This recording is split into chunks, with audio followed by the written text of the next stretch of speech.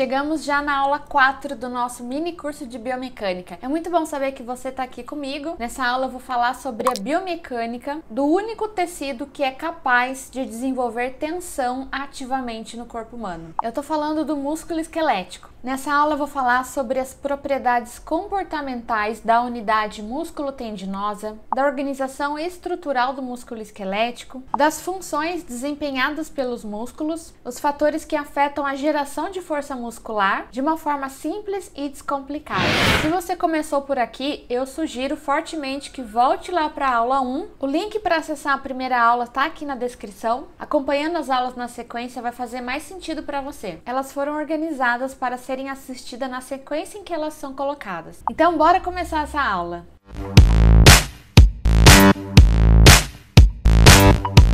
Seja muito bem-vindo, você está no canal Além da Cinesioterapia. Eu sou a professora Glaucia Gonzaga e aqui é o nosso espaço para falar sobre exercícios terapêuticos. Para entender exercício terapêutico, precisa entender de biomecânica. E a biomecânica do músculo esquelético em especial é um assunto imprescindível quando a gente fala de prescrição de exercícios terapêuticos. Portanto, o tema dessa aula é a biomecânica do músculo esquelético. Nela você vai ver alguns conteúdos que talvez sejam inéditos e outros podem ser já conhecidos. Eu costumo fazer aqui no canal e nas minhas aulas várias conexões entre assuntos básicos para a gente usá-los como alicerce para entender os assuntos mais avançados. Quando a gente fala de rendimento esportivo ou da melhora da performance de uma pessoa, seja ela atleta ou não, existem várias características do músculo esquelético que devem ser consideradas nesse contexto. Por exemplo, por que algumas pessoas se destacam em atividades de longa duração, enquanto que outras têm uma relativa facilidade com movimentos e ações mais explosivas? E sobre a velocidade, quais são as características neuromusculares que podem favorecer a velocidade nos movimentos? Quais são as características neuromusculares que podem promover ou contribuir para um movimento acontecer de uma maneira mais rápida? Essas questões e várias outras podem ser respondidas através de um conhecimento sobre a biomecânica do músculo esquelético. Existem 4 propriedades comportamentais da unidade músculo-tendinosa. Aqui nesse slide tem 2 delas, que são a extensibilidade e a elasticidade. Além dessas 2, também existem a irritabilidade e a capacidade de produzir tensão. Vamos falar sobre essas 2 primeiro. Apesar de parecerem sinônimos, extensibilidade e elasticidade não são a mesma coisa. A gente define extensibilidade como a capacidade de ser estirado. E essa não é uma exclusividade do músculo esquelético. Ele é um dos tecidos humanos biológicos que é capaz de apresentar essa extensibilidade. E ele também tem a elasticidade, que é a capacidade de retornar ao comprimento original após ter sofrido estiramento. Quando a gente pensa nos exercícios de alongamento muscular, a gente só consegue realizá-los graças a essas 2 propriedades do tecido muscular. E quando a gente fala especificamente do componente elástico do músculo, ele consiste em 2 componentes principais. O primeiro é o componente elástico em paralelo e o segundo é o componente elástico em série. O componente elástico em paralelo é proporcionado pelas membranas musculares e vai fornecer resistência quando o músculo é estirado passivamente. Já o componente elástico em série está localizado nos tendões e é como se fosse uma mola que tem a capacidade de guardar energia elástica quando o músculo sob tensão é alongado. Esses componentes são chamados dessa maneira por quê? Porque as membranas musculares estão localizadas em paralelo e os tendões estão em série com as fibras musculares. E assim eles vão proporcionar o componente contrátil. Tanto o componente elástico em paralelo quanto em série são propriedades passivas do músculo, sendo o paralelo derivado das membranas musculares e em série derivado dos tendões. A elasticidade do músculo esquelético se dá principalmente por causa dos componentes em série. O músculo esquelético apresenta componentes viscoelásticos que vão conferir a ele uma capacidade de alongamento ou de encurtamento com o passar do tempo. As outras 2 propriedades são a irritabilidade e a capacidade de produzir tensão.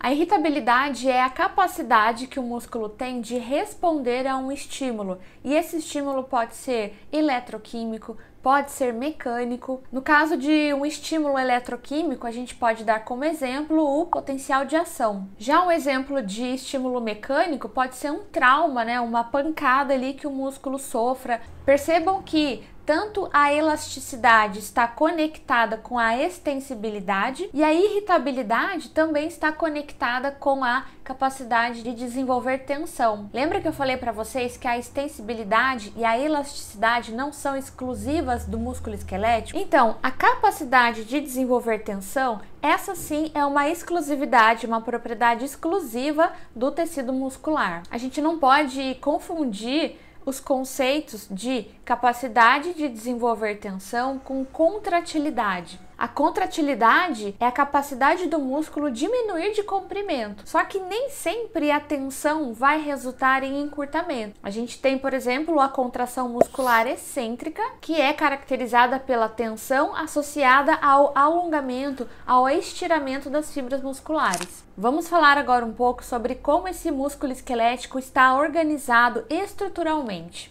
A fibra muscular é constituída de uma única célula muscular. Ela tem um formato filiforme e a membrana que envolve a fibra muscular é chamada de sarcolema. O citoplasma tem um nome específico aí, que é o sarcoplasma. A gente fala que é o citoplasma especializado. O sarcoplasma de cada fibra vai ter vários núcleos e várias mitocôndrias, além de um grande número de miofibrilas que vão estar organizadas paralelamente umas às outras. Nas miofibrilas nós vamos ter dois tipos de filamentos de proteína, e a forma como esses filamentos estão organizados vai produzir aquele padrão estriado característico da fibra muscular, que justifica o nome que nós damos de músculo esquelético ou estriado. As miofibrilas são formadas por filamentos de actina e miosina.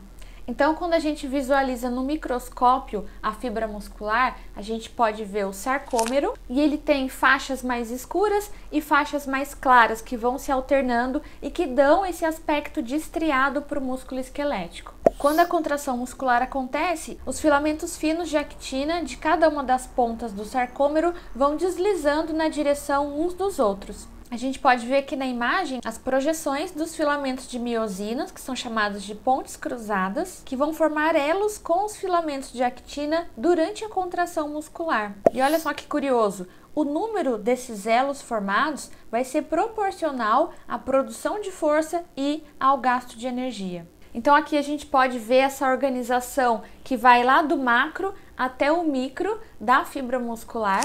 A gente pode ver que ela é formada por vários compartimentos e isso faz com que todo esse sistema funcione de uma maneira muito eficiente. E nós temos várias camadas de tecido conjuntivo que vão ajudar a dividir todo esse músculo em compartimentos, e cada membrana dessa fibra é envolvida por um tecido chamado de endomísio. Endo, né, a gente sabe que é um prefixo que significa algo que está dentro, que está interno. As fibras são separadas por fascículos que são chamados de perimísio. Nessa imagem dá pra gente ver toda essa organização da fibra muscular. Então a membrana que está envolvendo essa fibra muscular é chamada de sarcolema. O citoplasma especializado é chamado de sarcoplasma. E aqui a gente pode ver todas essas camadas de tecido conjuntivo que vão garantir essa estrutura, essa organização da fibra muscular. Então, cada membrana da fibra, ou cada sarcolema, é envolto por um tecido muito fino de tecido conjuntivo, né, que é chamado de endomísio.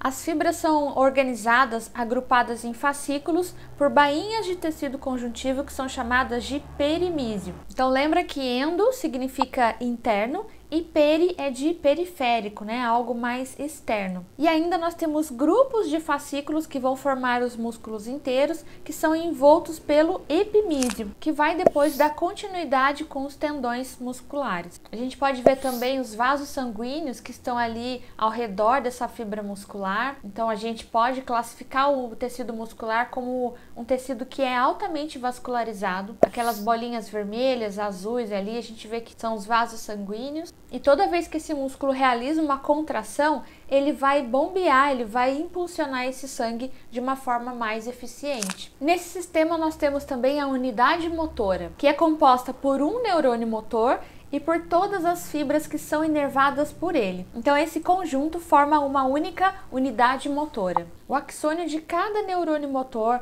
vai se dividindo várias e várias vezes. Então, cada fibra individual apresenta uma placa motora terminal. E uma única unidade motora pode ter um número de fibras musculares muito variadas, que pode ter em torno de 100 ou até 2.000 fibras por unidade motora. Essa proporção varia muito no corpo humano. Então, quando a gente fala de movimentos com mais precisão, movimentos mais finos, eles são compostos por unidades motoras que têm um número menor de fibras, menor em quantidade. Agora, quando a gente fala de movimentos mais amplos, mais vigorosos, mais grosseiros, aí a gente vai ter uma outra configuração. Nesses casos, a unidade motora está vinculada a um número maior de fibras musculares, uma quantidade maior. As unidades motoras são ativadas por uma descarga de impulsos nervosos. E o músculo esquelético é também organizado com tipos de fibras diferentes. Nós temos fibras de contração rápida, assim como fibras de contração lenta. Quais são as principais diferenças entre elas? Então, a fibra de contração lenta é aquela que atinge o pico de tensão com uma relativa lentidão. E a gente acabou de falar de unidades motoras, então vamos fazer uma conexão com esse assunto, né? Quando a gente fala de uma unidade motora, todas aquelas fibras musculares pertencentes são do mesmo tipo. Porém, a maior parte dos músculos esqueléticos apresentam tanto fibras de contração rápida quanto fibras de contração lenta, com variações na proporção de um músculo para o outro e de uma pessoa para outra. Então, aqui nessa imagem abaixo é bem interessante porque a gente vê três configurações de fibras musculares. Na primeira da esquerda, a gente vê que existe uma maior proporção de fibras vermelhas, que são as fibras lentas. Na do meio, existe uma condição intermediária. E nessa da direita, existe um predomínio de células brancas, fibras brancas, que são as fibras rápidas. Então, já que eu entrei nesse assunto de associar a fibra rápida com a sua coloração, vamos aproveitar para fazer uma breve revisão, se você já conhece esse conteúdo, mas para quem não conhece, existe uma série de características, então, importantes que diferenciam as fibras de contração lenta daquelas de contração rápida. As fibras de contração lenta também são chamadas de fibras do tipo 1, oxidativa de contração lenta. Seu ritmo de fadiga é lento, o seu diâmetro é pequeno, a sua concentração de ATPase é baixa, lembrem lá da bioquímica, a quantidade de mitocôndrias das fibras lentas é alta e a concentração das enzimas glicolíticas é baixa. Quando a gente fala das fibras de contração rápida, elas podem ser subdivididas em 2A e 2B. Eu vou destacar aqui a do tipo 2B. As fibras rápidas do tipo 2B também são chamadas de glicolítica de contração rápida e elas se fadigam rapidamente. Elas têm um diâmetro grande, uma alta concentração de ATPase, poucas mitocôndrias no seu conteúdo e uma grande concentração de enzimas glicolíticas. As fibras de contração lenta suportam contrações por períodos mais prolongados. Elas têm uma maior resistência à fadiga. Por isso a gente pode ver naquelas pessoas que têm uma maior concentração de fibras vermelhas, que provavelmente elas vão ter uma maior inclinação para esportes e atividades de longa duração. É importante ressaltar aqui que é provavelmente, né? Não é a questão genética, ela não define nada de forma isolada. Então, essa pessoa vai ter que treinar muito, vai ter que aprimorar o gesto, vai ter que se dedicar intensivamente para transformar somente essa questão genética numa medalha, né, numa vida de sucesso como atleta. Então, se essa pessoa tem uma maior concentração de fibras vermelhas, que são fibras de contração lenta, ela pode ter mais sucesso em atividades de endurance, né, de longa duração. E pensando no outro extremo, né, nessa pessoa aqui de baixo, que tem uma maior concentração de fibras brancas. São pessoas que vão ter maior predisposição a se dar bem em atividades mais explosivas, mais rápidas, de curta duração, que envolvem picos de movimento, picos de contração. E para a gente saber qual é a nossa proporção individual, é possível fazer testes com biópsias musculares que vão analisar ali toda aquela composição da fibra e dar então esse parecer. Um outro fator também, outra característica importante do músculo esquelético diz respeito à arquitetura das fibras musculares. Então, quem já estudou anatomia sabe que as fibras musculares podem se apresentar de diversas formas. A gente tem, por exemplo, o peitoral maior, que é um músculo em formato de leque. Assim como a gente tem o sartório, o bíceps braquial, que apresentam formatos bem diferentes do peitoral maior. Então, um dos fatores que influenciam a função muscular é, sem dúvida, a arquitetura daquela fibra.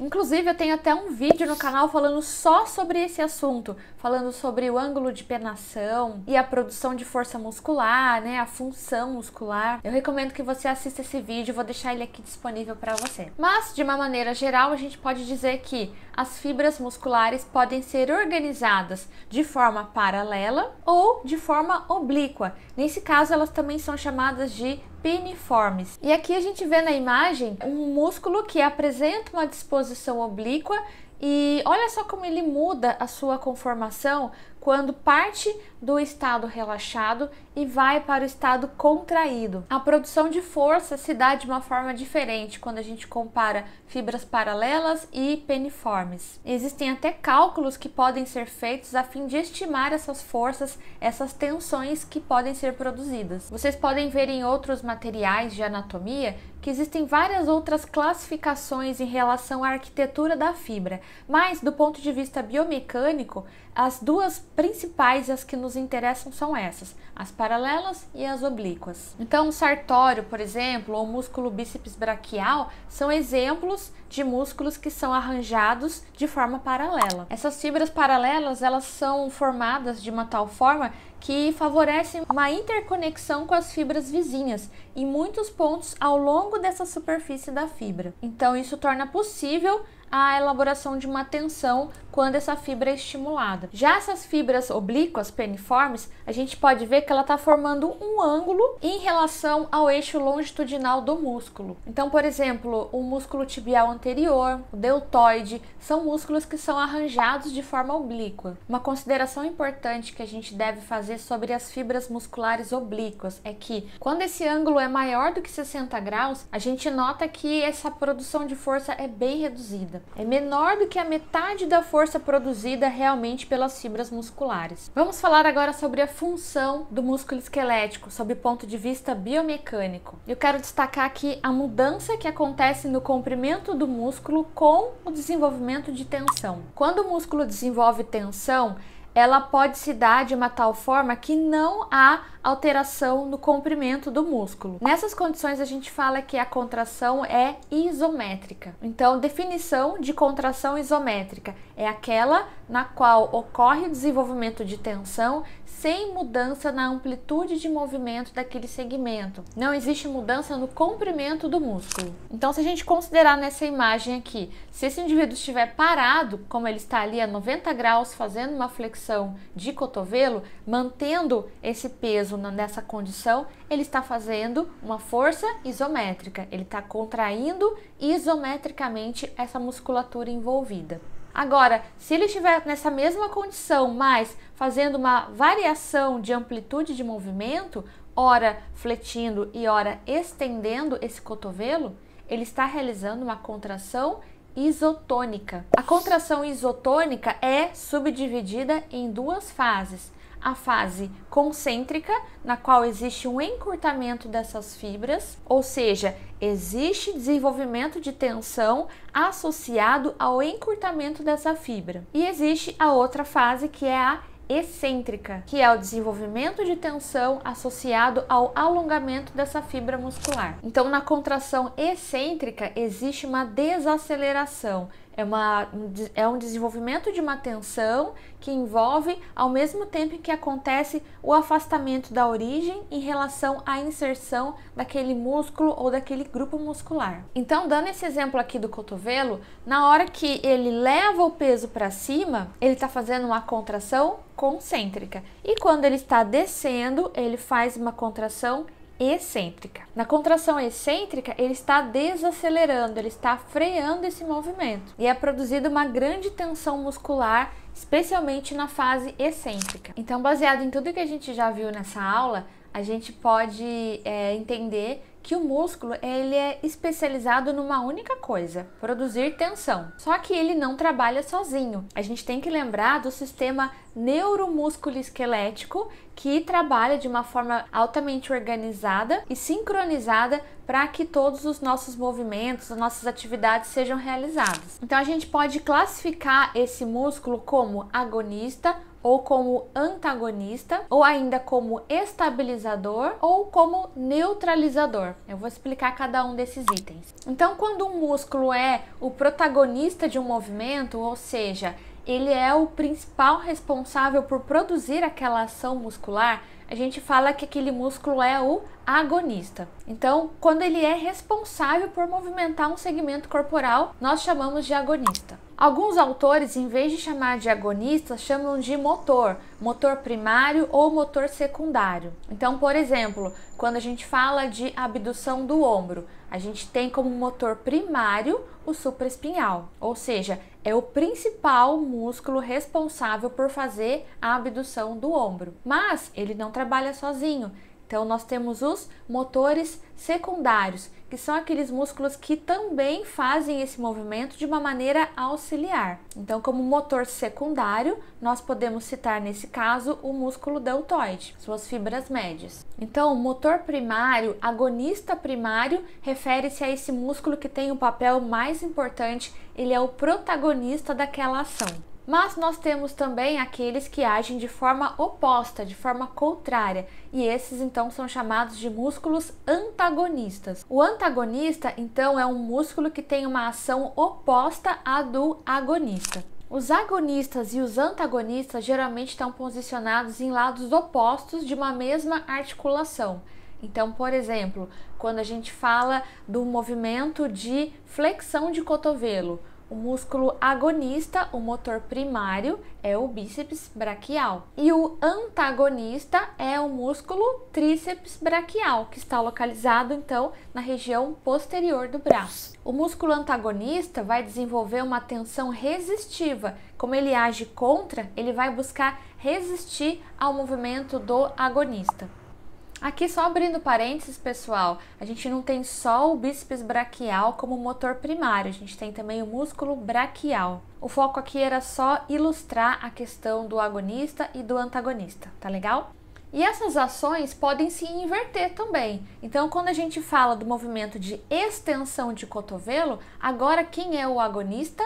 É o músculo tríceps braquial e o antagonista é o bíceps braquial, juntamente com o músculo braquial. Para que um músculo agonista seja capaz de produzir um movimento, é preciso que o antagonista permita esse movimento acontecer. Imaginem só, se os dois lados, agonista e antagonista, se contraem na mesma intensidade justamente no momento de se realizar um movimento, esse movimento não vai acontecer.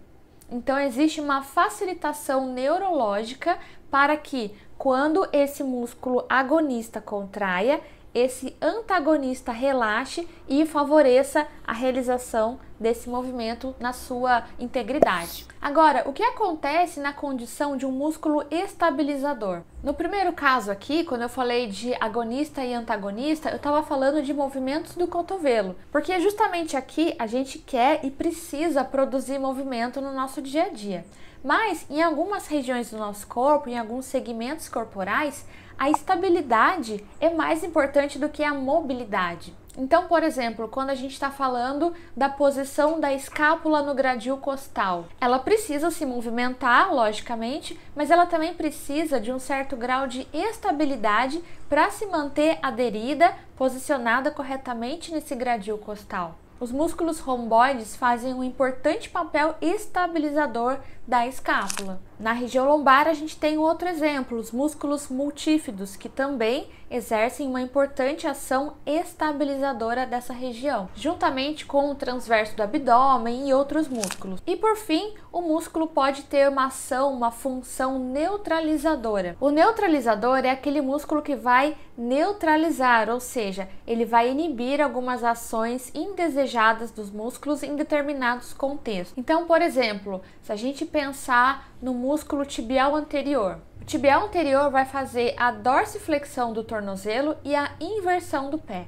Mas vamos imaginar que você queira produzir somente a dorsiflexão. Então, quem vai fazer esse papel de inibir essa inversão do pé? Nós temos os músculos fibulares, que estão na porção lateral da perna, que vão fazer esse papel de neutralizador nesse contexto. Dessa maneira, a gente consegue só a porção dorsiflexora do tornozelo do músculo agindo e não a ação de inversão que é indesejada naquele contexto da marcha, por exemplo. Então a gente pode definir a função neutralizadora como a ação de um músculo para eliminar uma ação desagradável que foi produzida por um músculo agonista, enquanto que os estabilizadores envolvem a ação de um músculo para estabilizar uma parte do corpo contra alguma outra força que está agindo naquele contexto. Vamos falar agora da relação comprimento-tensão da fibra muscular, que é um componente que exerce grande influência sobre a geração de força muscular.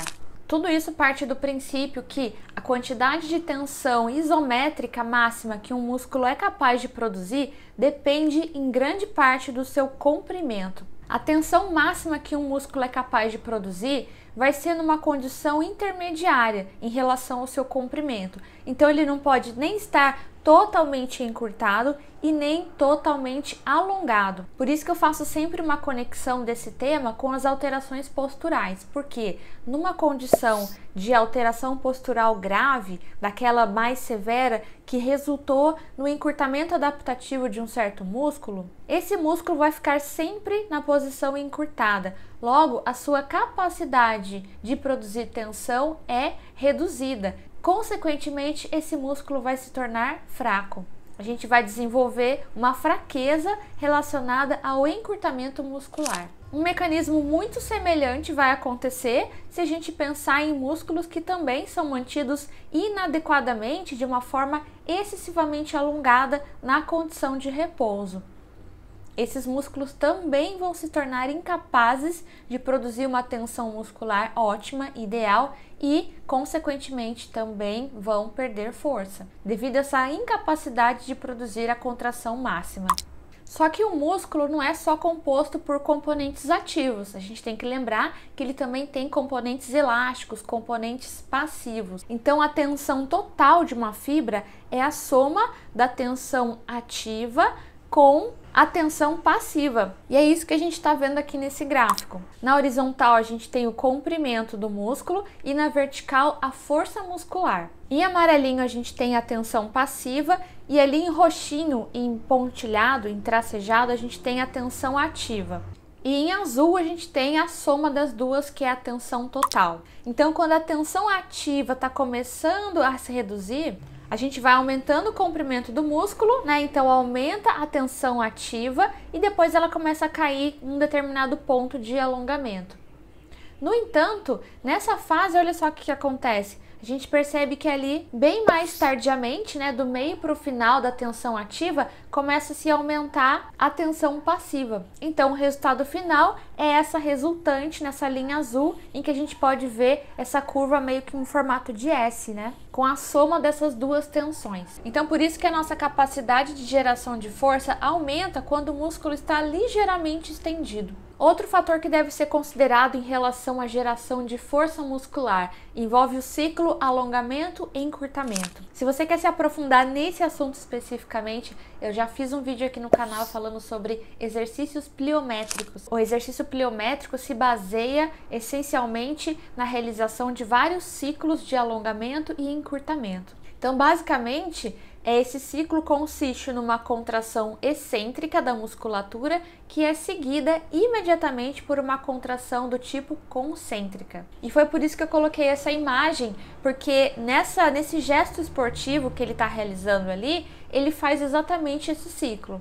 Então, quando ele faz esse movimento rotacional, leva os braços para trás, ele faz uma contração excêntrica dessa musculatura e imediatamente em seguida ele faz a contração concêntrica no momento do lançamento. Então, quando a gente faz essa combinação de elementos que foram descritos aqui, a gente consegue produzir uma contração muscular mais vigorosa se comparada àquela situação na qual a pessoa faz somente essa contração concêntrica. Então, o fato dela fazer esse alongamento antes da contração vai potencializar os seus resultados. Em outras palavras, o músculo é capaz de fazer mais trabalho quando ele é alongado, estirado ativamente antes do encurtamento, comparado àquela situação na qual ele simplesmente se contrai. E por que a realização desse ciclo promove resultados tão superiores? Existem vários motivos, existem hipóteses, mas uma que é bem interessante que eu destaco aqui para vocês é que nesse mecanismo acontece um armazenamento de energia elástica. Então esse é um dos fatores que propicia melhores resultados nesse movimento. Por isso que a gente vê em tantas atividades esportivas esse gesto, com arremessos, com saltos, As atividades pliométricas geralmente são muito utilizadas nesses atletas. Então todas elas são compostas por esse ciclo de alongamento e encurtamento. No CrossFit também, em algumas modalidades, a gente vê bastante esse tipo de atividade. E um outro fator que também afeta a geração de força muscular é o retardo eletromecânico. Então, é como se fosse um delayzinho, É um retardo mesmo, como diz o nome, é o período de tempo que existe entre a chegada do estímulo neural e o desenvolvimento da tensão muscular. Esse tempinho, esse delay pode acontecer com uma variação de 20 até 100 milissegundos. É muito rápido mesmo. Se a gente pensar 1 milissegundo, é 1 segundo dividido por 1000, aí você pega 100 partes. Ainda que pareça bastante tempo, mas é um tempo bem pequenininho. E existe uma relação importante entre o retardo eletromecânico e as fibras de contração rápida e contração lenta, que nós já estudamos nessa mesma aula. Já foi visto que as fibras de contração rápida apresentam um retardo eletromecânico um pouco menor se comparado às fibras de contração lenta. Outra informação também interessante sobre esse contexto é que o retardo eletromecânico é um pouco maior quando a gente considera situações que partem do repouso, em comparação com situações que já envolvem uma certa ativação muscular. Já foram feitos estudos também comparando o retardo eletromecânico de crianças e de adultos, e foi visto que o das crianças é um pouquinho maior, esse tempo é maior do que o dos adultos. Um conceito fundamental que todo fisioterapeuta e profissional de educação física precisa saber é sobre força, potência muscular e resistência muscular à fadiga. São 3 fatores que afetam consideravelmente a geração de força muscular. Quando a gente prescreve um exercício resistido, ele pode ser prescrito com 3 objetivos, basicamente. Então, você pode priorizar ou visar o ganho de força muscular, ou você pode visar o ganho de potência muscular, ou ainda você tem uma terceira possibilidade, que é prescrever visando um ganho de resistência muscular à fadiga. E é muito importante a gente ter esses objetivos em mente antes de começar qualquer exercício físico, porque a prescrição desses exercícios é completamente diferente em relação ao volume e à intensidade do treino. Sobre esse assunto especificamente, eu também tenho vídeos aqui no canal explicando de uma maneira bastante detalhada. E nesse contexto do mini curso de biomecânica, então, a gente precisa saber que a gente consegue medir a força muscular de uma pessoa através do torque que ela produz em uma articulação. Na aula de cinética desse mini curso, então se você está aqui na aula 4, você já passou pela aula de cinética, vocês vão lembrar que lá eu falei bastante sobre força, inclusive da definição de força. Em relação à potência muscular, a gente precisa lembrar que a potência é igual à força multiplicada pela velocidade. Portanto, a gente vai pensar nas configurações do exercício de força, mas vai acrescentar o elemento velocidade. Se a velocidade desse gesto for maior, então a gente vai ter como resultado uma potência muscular aumentada também. E é um engano pensar que potência muscular é importante só para atletas, só para pessoas jovens, Nada disso. Em todas as fases da nossa vida nós precisamos de potência muscular, desde para carregar o netinho lá, pegar do chão e colocar no colo, para segurar uma sacola de supermercado, para diversas situações do nosso dia a dia, situações muito simples, inclusive, nós precisamos ter minimamente ali um certo grau de potência muscular. Logo, isso precisa ser treinado também. E a resistência à fadiga, que também pode ser chamada de endurance muscular, é a capacidade desse músculo se manter contraído por um longo período de tempo. Aí a gente vai lembrar do que a gente já falou nessa mesma aula sobre fibras rápidas, fibras lentas. Então, aquele indivíduo que tem uma maior concentração de fibras vermelhas, que são as fibras lentas, ele tem uma inclinação, uma propensão a desenvolver uma melhor resistência muscular à fadiga. O fato é que nós precisamos de força, potência e endurance no nosso dia a dia, não tem jeito. São 3 objetivos distintos que devem ser incorporados nos nossos exercícios e nos exercícios na prescrição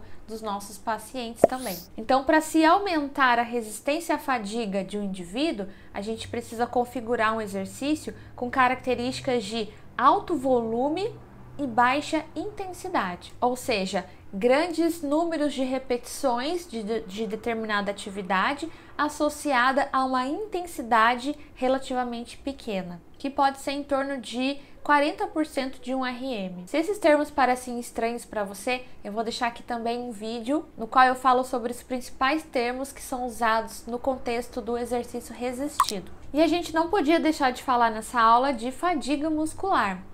A fadiga pode ser entendida como o oposto de endurance. E a gente acabou de falar desse conceito, né? Se o endurance significa a maior resistência muscular à fadiga, ou seja, é o músculo ter uma grande capacidade de se manter contraído por um longo período de tempo.